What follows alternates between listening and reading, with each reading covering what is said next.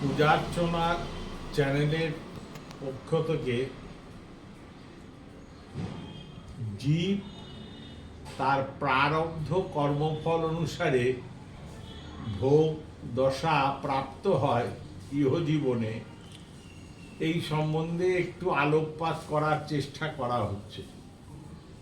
বলা হয়েছে যে পূর্বজন্মে যদি আপনি খারাপ কাজ করে থাকেন, যে কাজ মানুষকে ক্লেশ দান করে এমন কাজ করে থাকেন, তাহলে নিশ্চিতভাবে এই জন্মে আপনার জন্মস্থান, গৃহ ইত্যাদি সব কিছু নিম্নমানের হবে এবং ক্লেশকর জীবন হবে।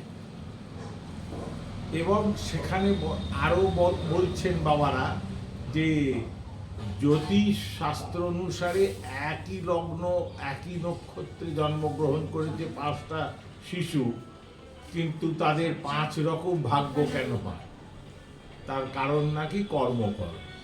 শাস্ত্রবেদ তাই বলেছে। কিন্তু যদি আমরা মহর্ষি বেদব্যাসকে অনুসরণ করে শ্রীমদ্ ভাগবত মহাপুরাণকে দেখি, তা সেখানে দেখব যে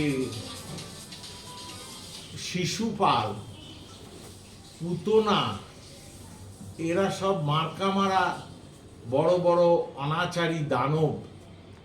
কৃষ্ণ নিন্দা করেছে শিশুপাল 100, কিন্তু মৃত্যুর পর শিশুপাল তার কর্মফল অনুসারে কৃষ্ণ লোক প্রাপ্তি হয়েছে। পুতনা ভগবান শ্রীকৃষ্ণকে 6ষ্ঠ দিবসে কালকূট স্তনে মাখিয়ে নিয়ে মারতে এসছিল। অহো বকীয়ম স্তনকালকূটম, কিন্তু লেভে গতিম ধাক্রুচিতাম তথৈয়ন্না কংবাহ দয়ালু শরণম প্রপদ্যে। সেই পুতনার কৃষ্ণলোক মাতৃগতি প্রাপ্ত হয়েছিল। সুতরাং কর্মফল বা প্রারব্ধ কর্ম খারাপ থাকলেই যে এই জন্মে বা মৃত্যুর পর তার দুর্বিষহ জীবন হয়ে ওঠে, জটিল হয়, এ কথা সর্বত্র সত্য নয়। আর একটা বড় কথা হচ্ছে, আমার কর্ম কে নিরূপণ করে দেবে? কি কর্ম করব?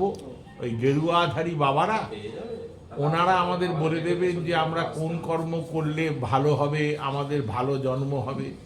কারণ তাদের নিজস্ব আচরণগুলোই তো বর্তমানে গণ্ডগোলের পরিলক্ষিত হচ্ছে। 10 বাবার বিরুদ্ধে স্লোগান দিচ্ছেন, তাদের বিরুদ্ধে অকথ্য কথা বলছেন।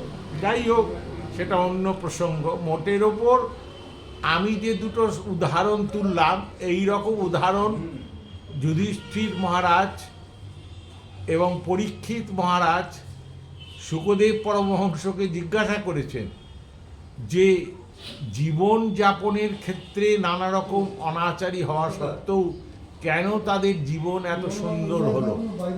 তার উত্তরে শুকদেবজি মহারাজ বলেছেন যে কাম ক্রোধ ভয়ং স্নেহং সৌখ্যং হৃদয়মেব চ।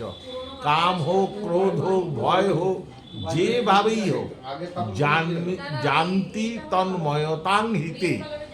ভগবান কৃষ্ণের সঙ্গে মনটাকে সংযুক্ত যদি রেখে থাকে, ভগবান মুখী যদি হয়ে থাকে, তবে তার কর্মফল ব্যবহারিক জীবনে খারাপ হলেও পরিণামে কিন্তু তার প্রাপ্তি অনেক ভালো, উত্তম প্রাপ্তি হয়। এইটাই শাস্ত্রের নিদান। জয় গুরু, জয় শ্রী সীতারাম।